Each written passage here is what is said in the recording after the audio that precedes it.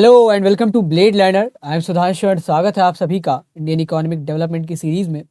पहले चैप्टर के ऊपर हम लोग थे Indian economy on the eve of independence and आज जो हमारा लेक्चर है वो ब्रिटिश औपनिवेशिक शासन के दौरान इंडस्ट्रियल सेक्टर की क्या स्थिति रही, कैसा परफॉर्म करा था इंडस्ट्रियल सेक्टर ने, उसको देखने की कोशिश करेंगे इस लेक्चर में। So without any further delay let's get started. Features of industrial sector under the British colonial rule. तो जो सबसे पहला फीचर आता है वो है डी इंडस्ट्रियलाइजेशन। बहुत इंपॉर्टेंट टॉपिक है, अलग अलग सब्जेक्ट में आप इस टॉपिक को देखेंगे, इसीलिए डी इंडस्ट्रियलाइजेशन को बहुत ही तफसील से पढ़ेंगे हम लोग। So let's get started.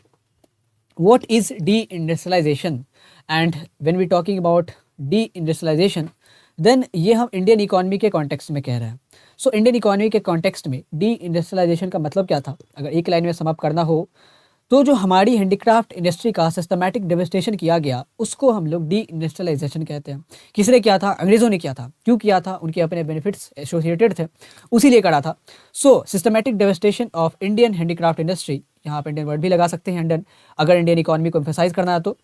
So systematic devastation of Indian handicraft industry is known as de industrialisation. And किसके द्वारा किया गया था? तो this devastation was done by Britishers for their own benefits. Now motives क्या थे उसको भी देखेंगे। पहले मैप्स के थ्रू देख लेते हैं कि हमारी जो इंडस्ट्री थी उसकी पूरे वर्ल्ड में किस तरीके से एक प्रेस्टिजियस पोजीशन पे खड़ी होती थी। लाइक क्या वैल्यू थी हमारे इंडस्ट्री की। सो जो ट्रेडिशनली हमारी इंडस्ट्री होती थी, चाहे वो हैंडीक्राफ्ट हो या टेक्सटाइल हो या शुगर हो या स्पाइसेस की हो, तो इसका एक्सपोर्ट होता था। अफ्रीका में होता था, सेंट्रल एशिया में होता था, मिडिल ईस्ट में होता था, यूरोप में भी होता था, क्योंकि तभी तक अटलांटिक ओशियन और ये वाला रास्ता जो कि वास्को डी गामा ने खोजा था, ये तभी तक तो किसी को पता था नहीं। तो यूरोप में जो गुड्स जाते थे वो इधर सेंट्रल एशिया के थ्रू होके जाते थे। सो दैट वाज द केस। कैसे कैसे गुड्स जाते थे? टेक्सटाइल जाता था, हैंडीक्राफ्ट जाता था, स्पाइसेस जाते थे, ज्वेलरी जाती थी। सो ये जो हमारी हैंडीक्राफ्ट इंडस्ट्री थी इसकी demand all over the world थी। नॉर्थ एंड साउथ अमेरिका तो हमें तब तक पता नहीं था जब तक कोलंबस ने इसकी खोज नहीं करी थी। उससे पहले जितने भी हमारे पास नोन कॉन्टिनेंट्स थे उन सब तक इंडियन गुड्स की रीच थी।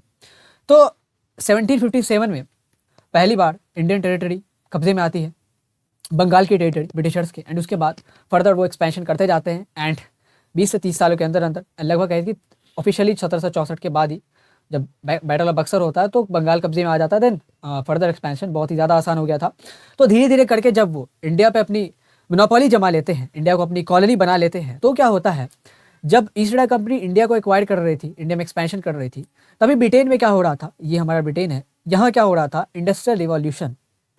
इंडस्ट्रियल रिवॉल्यूशन में क्या हो रहा था, नए नए इन्वेंशन हो रहे थे, जो प्रोडक्शन प्रोसेस होता था उसको बहुत ही ईज किया गया।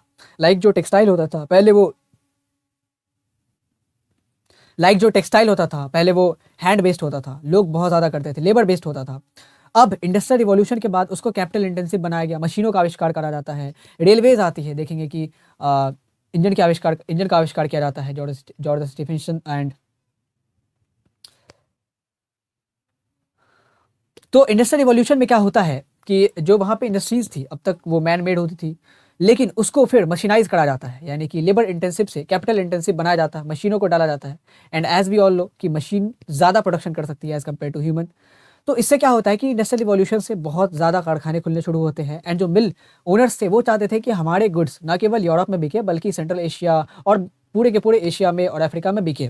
लेकिन उसके लिए सबसे इंपॉर्टेंट ये था कि इंडियन गुड्स की जो यहाँ मोनोपोली है, इंडियन गुड्स जो इतनी बड़ी प्रेस्टीज यहाँ एंजॉय करती है अफ्रीकन कॉन्टिनेंट में या सेंट्रल एशियन कॉन्टिनेंट में, सेंट्रल एशिया में या चाइना में, उसको हटाना बहुत ज़रूरी था। क्योंकि सबसे बड़ा कॉम्पिटिटर कौन है? इंडियन गुड्स, इंडिया के हैंडीक्राफ्ट्स, यहाँ के टेक्सटाइल, स्पाइसेस, जो शुगर थे, वो सारी चीज़ें बहुत ही एंटीक मानी जाती थी, बहुत ही ज़्यादा वेल नॉन थी थ्रू आउट द ग्लोब। तभी तो north America and south America पता नहीं था, अगर ये होता तो यहाँ भी हमारे गुड्स की रीच पहुँच चुकी होती।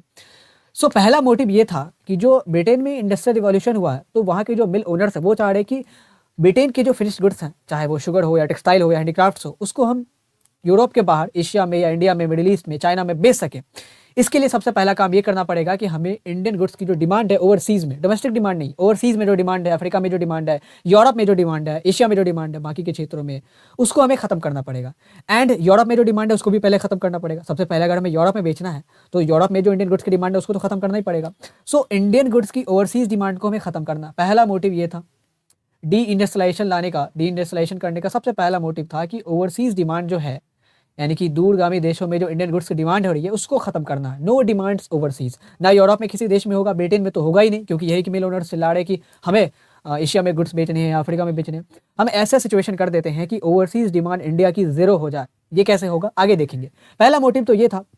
दूसरा मोटिव ये था कि हमारे यहाँ यानी कि यूरोप में, अगर ब्रिटेन के पर्सपेक्टिव से कहें तो यूरोप में इंडस्ट्रियल रिवॉल्यूशन अपने पीक पे था 18th सेंचुरी के एंड में और 19th सेंचुरी के शुरुआत में। तो उससे क्या होता है कि अब इंडस्ट्रियल रिवॉल्यूशन में नई नई फैक्ट्रीज खुलेंगी तो रॉ मटेरियल चाहिए।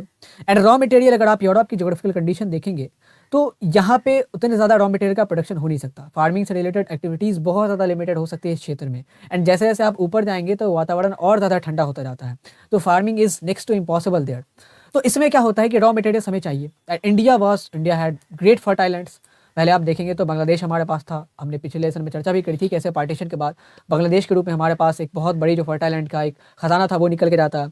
ऊपर से हम बहुत बड़ी, हमारे यहाँ साउथ इंडिया में बहुत ट्रिब्यूटरीज हैं, फिर जो गंगेटिक प्लेन्स है, ब्रह्मपुत्र प्लेन्स है, तो इधर बहुत ज़्यादा फर्टाइल लैंड्स है। तो रॉ मटेरियल यहाँ बहुत भारी मात्रा में प्रोड्यूस हो सकता था। Raw material kind of jute हो सकता था, या कपास हो सकता था, कॉटन हो सकता था, शुगर केन हो सकता था। तो इन सारी चीज़ों की ज़रूरत होती है इंडस्ट्रियल रिवॉल्यूशन में। एंड इन सारी चीज़ों के लिए रॉ मटेरियल लाया कहाँ से जा सकता है, तो इंडिया से लाया जा सकता है। लेकिन इंडियन मैन्युफैक्चरर क्यों रॉ मटेरियल्स बेचेंगे जब वो फिनिश्ड गुड्स को बेच के ज़्यादा मुनाफा कमाते हैं? तो पहले तो उनको उनके सामने ऐसी स्थिति पैदा करनी पड़ेगी कि उनका ओवरसीज डिमांड खत्म हो जाए। देन उनको मजबूर करना पड़ेगा कि वो रॉ मटेरियल्स ही भेजे, बिकॉज यूरोप में और ब्रिटेन में जो इंडस्ट्रियल रिवॉल्यूशन हो रहा तो नीड क्या है, रॉ मटेरियल्स की। तो इंडिया को एज ए कॉलोनी वो यूज़ करना चाहते थे। इसके लिए जो सबसे इंपॉर्टेंट टूल उन्होंने यूज़ करा था उसको हम कहते हैं discriminatory tariff policy. Discriminatory tariff policy, एक उन्होंने टैरिफ पॉलिसी लगाई, बहुत ही ज़्यादा डिस्क्रिमिनेटरी थी। एक टेबल आप यहाँ देखेंगे, उससे सारी चीज़ें, सारा पिक्चर आपका क्लियर हो जाएगा। तो ये जो टेबल है आपका, उसमें क्या होता था टैरिफ पॉलिसी में, सबसे पहले उनको ओवरसीज़ डिमांड खत्म करना था। सबसे पहले ओवरसीज़ डिमांड, इंडियन प्रोडक्ट्स की जब तक ओवरसीज़ डिमांड रहेगी तब तक ब्रिटेन के प्रोडक्ट्स ना तो अफ्रीका में बिक सकते हैं, ना ही एशिया में बिक सकते हैं, ना ही चाइना में बिक सकते हैं, ना ही इवन यूरोप में भी नहीं बिक सकते। यूरोप छोड़ो, ब्रिटेन में भी नहीं बिक सकते, क्योंकि ब्रिटेन में भी इंडियन गुड्स इतने ज़्यादा डिमांड को एंजॉय करते थे कि वहाँ के मिल ओनर्स ये सोचने लगे थे कि हम जो गुड्स बना के दे रहे हैं, क्योंकि उस समय तो नेशनलिज्म कोई अपने पीक पे आया नहीं था कि लोग इंडियन गुड्स ही खरीदेंगे, तो सस्ते में मिल जा रहा था इंडियन गुड्स एंड जो क्वालिटी होती थी हमारे यहाँ, क्योंकि हमारे यहाँ हैंडमेड प्रोडक्ट्स होते थे, तो उनकी क्वालिटी मशीन मेड प्रोडक्ट्स से थोड़ी ज़्यादा होती थी, बढ़िया। तो उसको ब्रिटेन में भी लोग बहुत ज़्यादा खरीदते थे। तो अगर ब्रिटेन में ही आप यूरोप छोड़ दे, अफ्रीका छोड़ दे, एशिया छोड़ दे, ब्रिटेन के जो मिल ओनर्स है वो चाह रहे थे कि हमारे प्रोडक्ट कम से कम ब्रिटेन में तो बिके। उसके लिए हमें इंडियन प्रोडक्ट्स की जो मोनोपोली है ब्रिटेन में, उसको ख़त्म करना ज़रूरी है। उसको कैसे ख़त्म करेंगे, तो हम एक टैरिफ पॉलिसी लगाते हैं। उन्होंने पार्लियामेंट में गुहार लगाई एंड क्राउन को कहा कि आप एक टैरिफ पॉलिसी लाइए। उससे क्या करना है कि इंडिया की सारी इंडियन गुड्स की सारी ओवरसीज़ डिमांड को ख़त्म कर देना है। एंड जब डिमांड खत्म हो जाएगी तो ऑब्वियसली जो पैसा आना बंद होगा, तो इंडस्ट्रीज़ लड़खड़ाना शुरू कर देंगी। तो सबसे पहले हैवी ड्यूटी लगाया जाता है। यहाँ पे 2 कॉलम बना हुआ है, आप देख सकते हैं, फ्री एंड हैवी ड्यूटी। तो हैवी ड्यूटी में क्या था कि इंडिया से जो भी फिनिश्ड गुड्स जाएंगे उस पर हैवी ड्यूटी लगा दी गई। एंड ये तब मुमकिन हो पाता जब इंडिया पूरी तरीके से ब्रिटिशर्स के कब्जे में आ चुका था। ये 19th सेंचुरी के शुरुआती दशकों की बात है। उसके बाद आप देखेंगे तो इंडिया पूरी तरीके से कॉलोनी बन चुकी है ब्रिटेन की। तो उसके बाद क्या करते हैं, वो इंडिया से जो भी एक पॉलिसी लाते हैं, डिस्क्रिमिनेटरी टैरिफ पॉलिसी, उसमें क्या होता है, डिस्क्रिमिनेटरी इसलिए कहा जा रहा है क्योंकि ये भेदभाव करती थी यूरोपियन एंड ब्रिटेन के गुड्स और इंडियन गुड्स में। होता क्या था कि इंडिया के जो भी फिनिश्ड गुड्स हैं, चाहे वो टेक्सटाइल हो या शुगर हो या कॉटन हो या जो भी कहें आप, या हैंडीक्राफ्ट्स का, उन सारी चीज़ों की एक्सपोर्ट पे बहुत ज़्यादा हेवी ड्यूटी पे करना पड़ेगा मैन्युफैक्चरर को। प्रैक्टिकल एग्जांपल देखते हैं, लाइक कोई सामान है हैंडीक्राफ्ट के रूप में, मान लीजिए उसकी प्राइसिंग है 10 रुपये की। उस ज़माने में 10 रुपये बहुत ज़्यादा होते थे, तो उसकी प्राइसिंग है 10 रुपये की। तो पहले क्या होता था, 10 रुपये का कॉस्ट आया तो हल्का फुल्का मुनाफा लगा के 12-13 रुपये में वो यूरोप में बेच देते थे, या सेंट्रल एशिया में या अफ्रीका में बेच देते थे। लेकिन after they started levying heavy duty, tariff जब लगाना शुरू किया गया इंडियन प्रोडक्ट्स पे, इंडियन फिनिश्ड गुड्स पे, यहाँ I am talking about finished goods, ना कि रॉ मटेरियल। जो भी फिनिश्ड गुड्स थे हैंडीक्राफ्ट में, टेक्सटाइल में, या शुगर बनती थी या स्पाइसेस होते थे, तो उनकी एक्सपोर्ट पे बात की जा रही है। तो उससे क्या होता था कि जब टैरिफ लगाया गया, लेट सपोज कि किसी गुड्स के प्राइस, किसी गुड्स का प्राइस है 10 रुपये, उस पर अगर टैरिफ लगाएंगे 300%, 300% इस पर अगर टैरिफ लगाएंगे, एंड लिटरली टैरिफ ऐसे ही लगाए जाते थे, 150, 200, 300% तक भी टैरिफ लगाए जाते थे, depending upon the demands of product. अगर किसी प्रोडक्ट की डिमांड ज़्यादा है तो उसको ख़त्म करना तो ऑब्वियसली उसके डिमांड को ख़त्म करना तो ऑब्वियसली एसेंशियल हो जाता है, तो उस पर और ज़्यादा टैरिफ लगाया जाता था। तो लेट सपोज कि 10 रुपये का कोई गुड्स है एंड इस पर 300% की टैरिफ हमने लगाया, तो टैरिफ का अमाउंट हो गया 300% ऑफ 10 यानी कि 30 रुपया। एंड जब यूरोपियन मार्केट में जाएगा तो टैरिफ प्लस जो बेस प्राइस था ये मिला के हो जाएंगे 30 + 10 40। तो यूरोप में जाते जाते उसकी प्राइस हो जाएगी 40 रुपये। एंड जो यह प्रोडक्ट यहाँ 10 रुपये में बिकता था, एंड उससे बिफोर ये हम कॉलोनाइज होते हैं या हैवी ड्यूटी लगाई जाती है, उससे पहले क्या होता था, 10 रुपये में इंडिया बिक रहा है तो 12-13 रुपये में यूरोप में बिकेगा या अफ्रीका में बिकेगा या मिडिल ईस्ट में बिकेगा।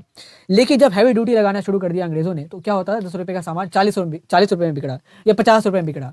इससे क्या होता था कि वहाँ के लोगों को एक स्ट्रेंज फीलिंग आई और कहा कि अचानक से प्रोडक्ट्स के दाम बढ़ने लगते हैं। एंड उन्होंने देखा कि हमारे जो मिल ओनर्स हैं, चूँकि यूरोप में भी, ब्रिटेन में भी इंडस्ट्रियल रिवॉल्यूशन आ गया था, तो वहाँ के मिल ओनर्स भी वही प्रोडक्ट बना के दे रहे थे। तो वो 40 रुपये से कम दाम में अगर दे रहा है, लेट सपोज वो 20 रुपये में ही वो प्रोडक्ट अवेलेबल करा रहे हैं, तो क्यों कोई हमारे प्रोडक्ट्स को खरीदता, क्यों कोई इंडियन प्रोडक्ट्स को 40 रुपये में 40 रुपये पे करके खरीदता। इवन तो अगर क्वालिटी है बहुत ज़्यादा भी बढ़िया देंगे, लेकिन फिर भी 20 रुपये का फ़र्क बहुत ज़्यादा हो जाता है।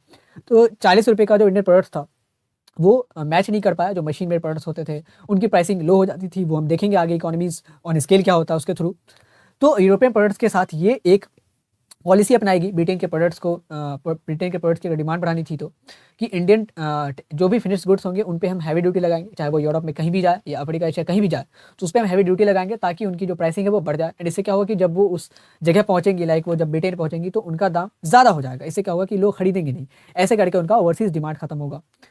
और फ्री क्या क्या करा गया, तो जो भी उनके बेनिफिट्स में चीज़ें थी उस पर कोई ड्यूटी नहीं लगाएगी। लाइक ब्रिटेन से अगर कोई फिनिश गुड्स आना है तो उस पर कोई ड्यूटी नहीं है। लाइक 10 रुपये का सामान बना है तो 10 रुपये में ही इंडिया में बिकेगा। तो इंडिया में क्या होने लगा, इंडिया में भी लोग देखने लगे कि वही सामान हमें 10 रुपये में भी मिल रहा है, वही सामान हमें इंडिया में भी 10 रुपये में मिल रहा है। तो ऐसे करके तो ओवरसीज डिमांड उन्होंने खत्म करा। एंड देन आगे चल के हम देखेंगे कि कैसे उन्होंने डोमेस्टिक डिमांड भी खत्म करा। तो इंडियन टेक्सटाइल इंडस्ट्री और हैंडीक्राफ्ट इंडस्ट्री जो बर्बाद होती है, उसके पीछे 2 रीज़न थे कि ओवरसीज डिमांड भी खत्म करा जाता है, बाहर भी जो डिमांड होता था उसको भी खत्म किया करा जाता है, एंड जो डोमेस्टिक डिमांड था वो भी खत्म करा जाता है। तो ओवरसीज डिमांड के लिए हमने देख दिया कि कैसे एक्सपोर्ट ऑफ फिनिश्ड गुड्स पे हैवी ड्यूटी लगाई जाती है। एंड डोमेस्टिक डिमांड कैसे खत्म किया जाता है, तो यूरोप से फिनिश गुड्स इंपोर्ट हो रहे थे। एंड यूरोप में चूंकि मशीनीकरण हो चुका था, तो मशीन में क्या होता है, मशीन में प्रोडक्ट्स थोड़े सा सस्ते में मिलते हैं, क्योंकि मशीन एक वन टाइम इन्वेस्टमेंट है, उसके बाद तो आपकी प्रोडक्ट की कॉस्टिंग कमी आएगी। तो क्या होता था, यूरोप से जो फिनिश गुड्स इंडिया में आएंगे वो इंडियन डोमेस्टिक गुड्स से, मतलब इंडिया के डोमेस्टिक टेरिटरी में जो फिनिश गुड्स प्रोड्यूस हैं उससे कॉम्पीट करते थे, एंड ऑफन उससे कम दाम में बिक जाते थे। तो ऐसे करके ब्रिटेन के गुड्स की डिमांड बढ़ती गई इंडिया में। एंड इंडिया में भी इंडियन कंज्यूमर्स का भी पैटर्न, जो डिमांड का पैटर्न था वो चेंज होता गया। वो भी वेस्टर्न अपैरल के पीछे, वेस्टर्न टेक्सटाइल और वेस्टर्न हैंडीक्राफ्ट्स के पीछे ज़्यादा आकर्षित होने लगे। एक तो प्राइस तो रीज़न था ही कि इंडिया में जो इंडस्ट्री थी वो मैन बेस्ड इंडस्ट्री थी, ह्यूमन बेस्ड, यानी कि लेबर इंटेंसिव इंडस्ट्री होती थी, सारी चीज़ें हाथों से होती थी। लेकिन ब्रिटेन में वही चीज़ें कैपिटल इंटेंसिव थी, मशीनों से सारा काम होता था। तो एक तो ब्रिटेन में प्रोडक्शन ज़्यादा हो सकता था कम समय के अंदर, एंड दूसरी कॉस्टिंग, प्राइस उनके, मतलब कॉस्टिंग उनकी कम आती थी, तो वो कम प्राइस में भी इंडिया में बेच सकते थे। तो इंडियन डोमेस्टिक गुड्स कहीं से कॉम्पीट नहीं कर सकते थे, ना तो प्रोडक्शन के मामले में, क्योंकि मशीन है वहाँ तो ज़्यादा प्रोडक्शन ऑब्वियसली होगा, एंड देन अगर मशीन है तो कॉस्टिंग भी कमी आएगी। तो इसलिए इंडियन गुड्स का डोमेस्टिक डिमांड भी कम होता जाता है। तो जब इंडियन गुड्स का डोमेस्टिक डिमांड खत्म हो गया, तो इंडियन टेक्सटाइल इंडस्ट्री पूरी तरीके से फॉल हो जाती है। ओवरसीज डिमांड तो पहले ही हमने खत्म कर दी एक्सपोर्ट पे हैवी ड्यूटी लगा के। देन ब्रिटेन से फिनिश गुड्स इंपोर्ट कर करके कम दामों में एंड ज़्यादा करके, क्योंकि हमारे पास मशीन है, तो डोमेस्टिक डिमांड भी खत्म हो गई। तो मैन्युफैक्चरर के पास कोई चारा बचता नहीं है, उनके पास, वो मजबूर हो गए थे कि अब हमें अगर बेचना है बाहर की मार्केट में, तो सिर्फ हमारे पास सिर्फ केवल और केवल रॉ मटेरियल्स ही बचते हैं।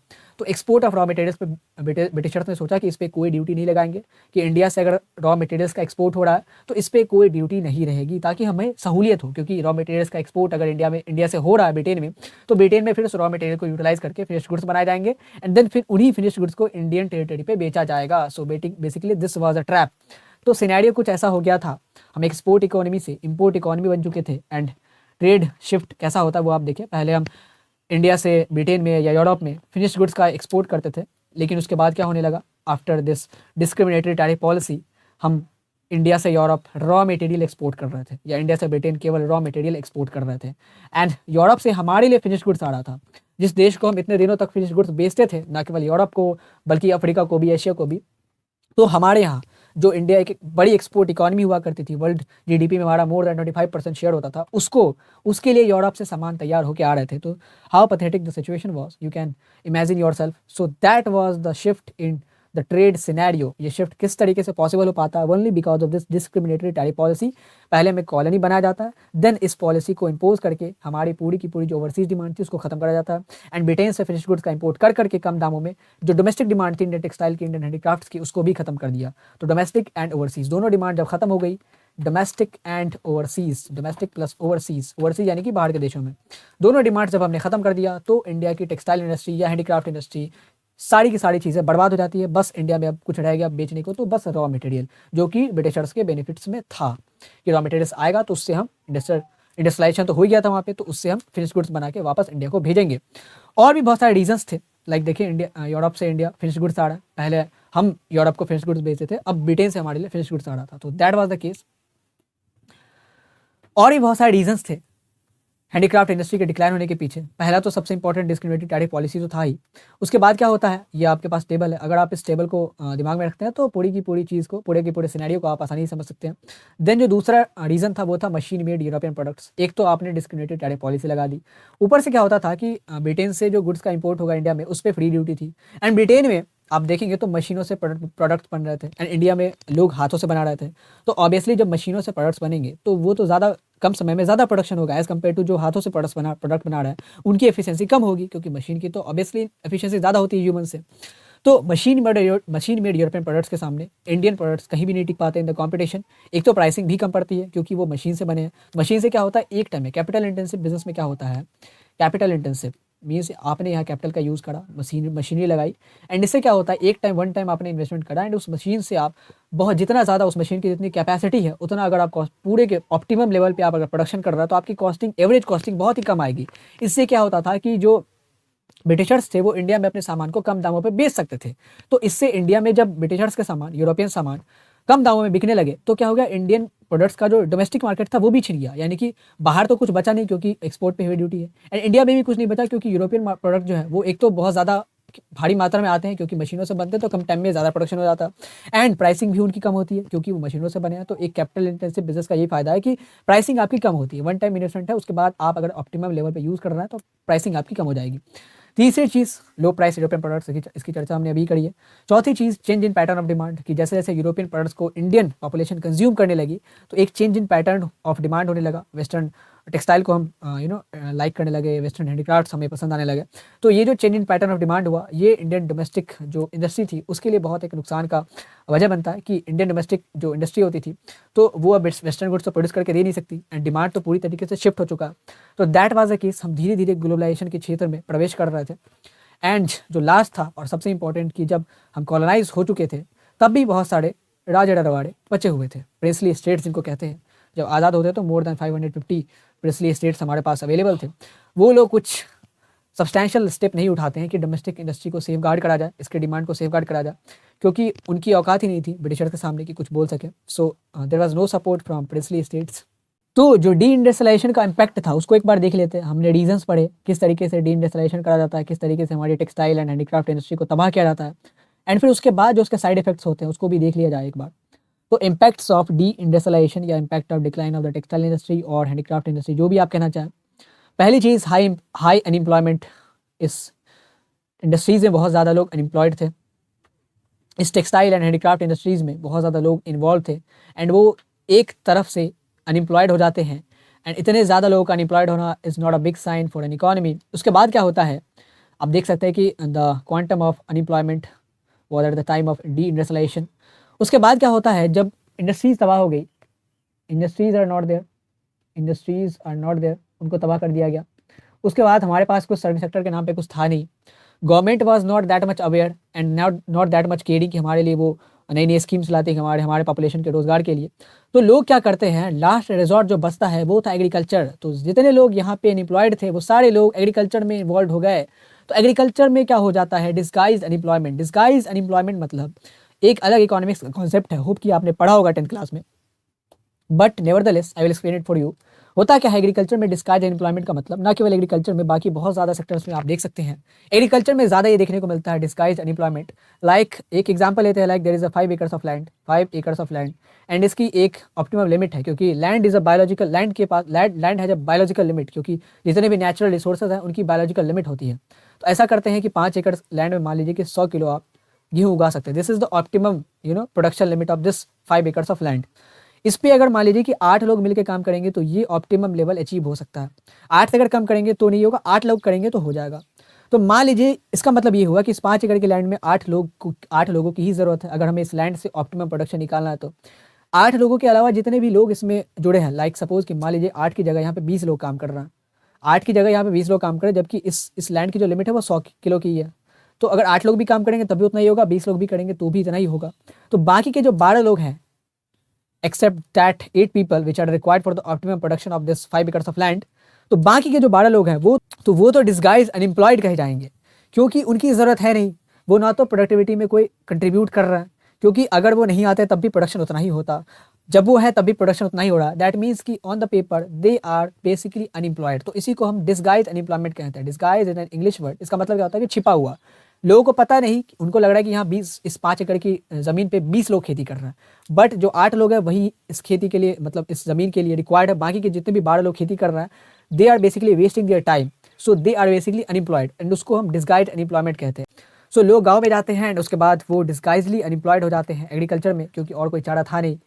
इसके बाद जो एक रीज़न है, इसके बाद का इम्पैक्ट है इंपोर्ट इकोनॉमी। बेसिकली इंडिया उसके बाद डी इंडस्ट्रियलाइजेशन के बाद हम एक इंपोर्ट इकोनॉमी बन जाते हैं। रॉ मटेरियल हम बस एक्सपोर्ट कर रहे हैं, बाकी फिनिश गुड्स हमारे यहाँ इंपोर्ट हो रहा ब्रिटेन से। सो दैट वाज द केस, हम डिपेंडेंट इकोनॉमी बन जाते हैं। सो जो पहला फीचर था डी इंडस्ट्रियलाइजेशन, उसको हमने पढ़ लिया। अब दूसरे फीचर की तरफ आते हैं, lack of capital goods industry. की ब्रिटिशर्स कॉलोनियल एरा के दौरान हमारे यहाँ जो औपनिवेशिक शासन था, तो उस समय हमारे यहाँ कैपिटल गुड्स इंडस्ट्री की बहुत ज़्यादा कमी थी। कैपिटल गुड्स क्या होते हैं? कैपिटल गुड्स मीन्स ऐसे गुड्स जिनसे आगे की इंडस्ट्री में काम लिया जाता है। लाइक आप समझे आयरन या स्टील। इससे क्या होता है, अगर आप आयरन और स्टील का प्रोडक्शन कर रहा है, एंड इस आयरन एंड स्टील को हम लोग कैपिटल गुड्स इसलिए कहते हैं क्योंकि इस आयरन एंड स्टील का फर्दर इंडस्ट्री में, वेरियस अलग अलग इंडस्ट्रीज में भी यूज़ हो सकता है। लाइक स्टील का यूज़ फर्दर हम ऑटोमोबाइल इंडस्ट्री में कर सकते हैं, स्टील का यूज़ फर्दर हम रेलवेज बनाने में कर सकते हैं, स्टील का यूज़ फर्दर हम इससे मशीनें बना के इसको शुगर फैक्ट्री में इंस्टॉल कर सकते हैं, या आप कहते हैं कि ब्रेड फैक्ट्री में इंस्टॉल कर सकते हैं। तो कैपिटल गुड्स मतलब ऐसे गुड्स जिनका हम वेरियस इंडस्ट्रीज़ में वेरियस अलग अलग गुड्स के प्रोडक्शन में यूज़ कर सकते हैं एज एन इन्वेस्टमेंट। कंजप्शन ही एज एन इन्वेस्टमेंट, इसको रॉ मटेरियल के रूप में नहीं, इन्वेस्टमेंट के रूप में यूज़ करा जा सकता है। तो कैपिटल गुड्स इंडस्ट्री के लिए, यानी कि आपको आयरन स्टील या कॉपर लगाना या सीमेंट लगाना, सीमेंट भी एक कैपिटल गुड्स हो गया, क्योंकि इससे आप घर बना सकते हैं या होटल बना सकते हैं, तो फर्दर प्रोडक्शन में काम आता है। तो आपने सीमेंट का प्रोडक्शन किया, इससे ये सीमेंट फिर आगे रियल एस्टेट बना के देगा आपको, तो इससे आप एक फर्दर प्रोडक्शन में इसका इस्तेमाल कर सकते हैं। तो ऐसी इंडस्ट्रीज़ को लगाने के लिए, लाइक लोहे की, स्टील की, सीमेंट की इंडस्ट्री, पेपर की इंडस्ट्री, तो आपको बहुत ज़्यादा कैपिटल लगाना पड़ता है, क्योंकि ये शुगर मिल तो है नहीं कि छोटे मोटे ज़मीन से एक बिल्डिंग खड़ा कर लिया एंड पूरी की पूरी चीज़ें शुरू हो गई। तो इसके लिए बहुत ज़्यादा कैपिटल आपको चाहिए, एंड स्टेट की हेल्प भी चाहिए, सरकार की हेल्प भी चाहिए। सरकार जब तक आपको इनकरेज नहीं करेगी, इंसेंटिवाइज नहीं करेगी, तब तक ये सब पॉसिबल है नहीं। एंड सरकार जो बरतानिया की हुकूमत थी, वो यहाँ के इंडियन एंटरप्रेन्योर्स की मदद क्यों करती? क्योंकि वो तो उनके बेनिफिट्स में था ही नहीं। So lack of capital goods industry was another big reason, another big feature of industrial sector under the British colonial rule. तीसरा जो फीचर था वो था limited role of public sector. होता क्या है, जब इकोनॉमी डेवलपिंग स्टेज पे हो या नेसेंट स्टेज पे हो, हम प्रायर टू द कोलोनाइजेशन हम बहुत बड़ी इकोनॉमी थी पूरे वर्ल्ड में, more than 25% share of GDP, world GDP हमारा होता था। तो इतनी बड़ी इकोनॉमी से जब हमारा डिक्लाइन होता है एंड हम बहुत ज़्यादा पैथेटिक सिचुएशन में पहुंच जाते हैं, तो सरकार की ये जिम्मेदारी थी कि सरकार आगे से आके लीड करती एंड अलग अलग सेक्टर्स में अपने आप को इन्वॉल्व करती। क्योंकि आप देखेंगे कि जब देश ग्रोइंग फेज़ में रहता है, लाइक जब इंडिया ग्रोइंग फेज़ में था, तो हम प्रोटेक्शनिज्म की पॉलिसी अपनाते थे, हमने लाइसेंस राज तभी होता था, एंड हम उस समय सरकार ही मैक्सिमम गुड्स का प्रोडक्शन करती थी। उसके बाद फिर एलपीजी आता है, देन फिर प्राइवेट सेक्टर्स को अलग अलग चीज़ दी जाती है, लेकिन उससे पहले आप देखेंगे तो सरकार ही, पब्लिक सेक्टर ही लगभग सारे गुड्स का प्रोडक्शन कर रही थी। ये क्यों किया जाता है? क्योंकि अभी इकॉनमी नेसेंट स्टेज पे है, नवजात अवस्था में है, तो अभी इसको एक केयर की ज़रूरत है। तो उसी तरह उस समय बरतानिया की हुकूमत को चाहिए था कि पब्लिक सेक्टर का इन्वॉल्वमेंट अलग अलग बिजनेस में जुड़े, लेकिन वो कन्फाइंड था only to the railways. Public sector केवल रेलवेज में था, या पोर्ट्स इंडस्ट्री में, या टेलीग्राफ्स में, ऐसी सारी इंडस्ट्री में जहाँ पे ब्रिटिशर्स को फायदा था। लाइक रेलवे में क्या फायदा था, क्योंकि दूर दराज इलाकों से रॉ मटेरियल चाहिए, तो रेलवे का यूज़ करना पड़ेगा। Then ports another big reason, आप देख सकते हैं Adani ports is one of the most flourishing business in the world. तो अडानी पोर्ट, सो स्पोर्ट्स में क्या होता है कि जब तक आपका एक्सपोर्ट इंपोर्ट का काम चलेगा, तब तक पोर्ट्स की जो आपकी डिमांड है, तब तक पोर्ट्स एक सनराइजिंग बिजनेस के रूप में होगा ही होगा। तो पोर्ट्स नीडेड थे ब्रिटिशर्स को अपने ऑपरेशंस को कंटिन्यू रखने के लिए, तो पोर्ट्स में उनका इन्वेस्टमेंट था। फिर टेलीग्राफ्स में था, क्योंकि उनकी ऑफिशियल हैपनिंग को कंटिन्यू करने के लिए telegraphs and all the communication उसकी ज़रूरत होती थी। तो पब्लिक सेक्टर जो था, यानी कि ब्रिटिशर्स जो थे, बहुत कम ऐसे सेक्टर में इन्वॉल्व थे जहाँ पे लोगों को उनकी ज़रूरत थी। लाइक सीमेंट बनाते या स्टील की फैक्ट्री लगाते, तो बहुत ज़्यादा एम्प्लॉयमेंट जनरेट होता, बहुत ज़्यादा इकॉनमी में पैसा आता। इसके कॉन्ट्रेरी, इसके विपरीत वो ऐसे सेक्टर में इन्वॉल्व थे जहाँ पे उनको फायदा था, ना कि इंडियन पॉपुलेशन को। और होना भी चाहिए, क्योंकि हम कॉलोनी थे, उनके प्रोविंस और स्टेट तो थे नहीं कि they would care about us. So that was the scenario. उसके बाद जो अगला रीज़न है हमारा लो कंट्रीब्यूशन टू जीडीपी, हमारी इकोनॉमी जो on the eve of independence भी देखेंगे and during the British colonial rule बहुत ही ज़्यादा एग्रेरियन इकोनॉमी थी, डिपेंडेंट अपॉन द एग्रीकल्चर। तो हमारा जो इंडस्ट्रियल सेक्टर का कंट्रीब्यूशन होता था वो जीडीपी में बहुत कम ही होता था, आज भी बहुत कम ही है, तब भी बहुत कम ही होता था। एक अगला फीचर बोनस पॉइंट आप देख लें तो उस समय क्या होता था, मॉडर्न इंडस्ट्री के रूप में हमारे यहाँ बहुत कम डेवलपमेंट हुआ। कुछ कुछ रिस्क बेयर थे, उन्होंने डेवलपमेंट किया, स्टील की फैक्ट्रीज लगाई, पेपर की फैक्ट्रीज लगाई, सीमेंट्स की फैक्ट्रीज लगाए, लेकिन उनकी संख्या बहुत कम में थी क्योंकि सरकार से कुछ इंकरेजमेंट मिलता नहीं था, कोई इंसेंटिवाइजेशन मिलता नहीं था। लाइक अब अगर अभी आप कुछ लगाते हैं फैक्ट्रीज या कुछ बिजनेस लगाते हैं तो there are various kind of incentive to make you encourage and to produce you more for the country. But उस समय ऐसा कुछ था नहीं क्योंकि ब्रिटिशर्स क्यों चाहेंगे कि इंडिया में नई नई इंडस्ट्रीज़ खुले, तो ब्रिटिशर्स क्यों चाहेंगे कि इंडिया में नई नई इंडस्ट्रीज़ खुले, क्योंकि इससे तो डिपेंडेंसी कम हो जाएगी ब्रिटिशर्स के ऊपर इंडियन पॉपुलेशन की। सो दैट वाज द केस। लेकिन फिर भी अगर मॉडर्न इंडस्ट्री की बात करते हैं तो कुछ कुछ लोगों ने हाथ दिखाए थे। उसमें से टिस्को वो आज one of the biggest achievement of early 20th century 1907 में लगाया जाता है जमशेदपुर में, स्टील सिटी बनाया जाता है सवर्णा नदी के किनारे। एंड देन उसके साथ ही आप देखेंगे तो एक बहुत ही गोल्डन पीरियड ऑफ टाटा शुरू होगा। इसी सब टाइम में आप देखेंगे तो जूट फैक्ट्रीज लगाते हैं कैलकाटा के एरियाज में जाके, एक मारवाड़ी फैमिली बिरलास की, यही बिरलास आज के टाइम में टेलीकॉम से लेके हर एक फील्ड में जुड़े हुए हैं। So many risk bearer was there जो आज फ्लरिश कर रहा है, तो उन्होंने उस समय रिस्क लिया था। हालांकि बहुत ही इंसेंटिवाइजेशन कम था, स्कोप कम थे, ज़्यादा इंकरेजमेंट नहीं मिलता था सरकार का, लेकिन even though they went through the hill and now they are enjoying the heaven. So that was the scenario of whole of the industrial sector under the British rule. Deindustrialization किया जाता है। Capital goods हमारे यहाँ कमी थी, capital goods industry की, steel की industry नहीं थी, सीमेंट की इंडस्ट्री नहीं थी, आयरन की इंडस्ट्री नहीं थी। पब्लिक सेक्टर बहुत ही लिमिटेड था, limited to railways, limited to telegraphs, communication and ports. Contribution बहुत ही कम होता था इंडस्ट्रियल सेक्टर का हमारी जीडीपी में। एंड हमारी जो मॉडर्न इंडस्ट्री थी उसका जो ग्रोथ रेट था बहुत ही कम था, मतलब कुछ ही इंडस्ट्री खुलती है। सो that was the case of industrial sector under the British colonial rule. Hope you have understood the concept. Thank you for watching, have a great day.